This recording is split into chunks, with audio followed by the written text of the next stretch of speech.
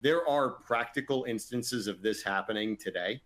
Now, there are different levels of maturity for agents, right? And I want to call that out for everybody. Like, don't expect everything to work out of the gate.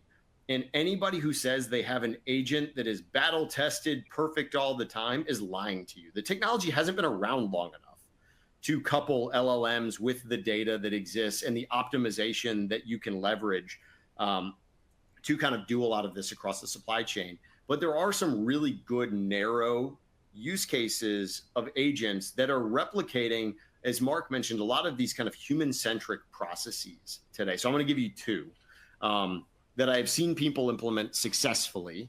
And if anybody has questions, I'm happy to talk further on it. But there are organizations today that are using agents for rescheduling of appointments at either shipping locations or receiving destinations. If you think about how that happens today, right? A lot of times a truck's running late, or I just need to call and figure out how to get my appointment. I get there's lots of different appointment scheduling systems. But there are people that have built solutions today, and there's different yard management providers, companies like Four Kites, where they have agents that can actually go and simulate a phone call and say, hey, I've got this load that needs to arrive by this time. When can we be there?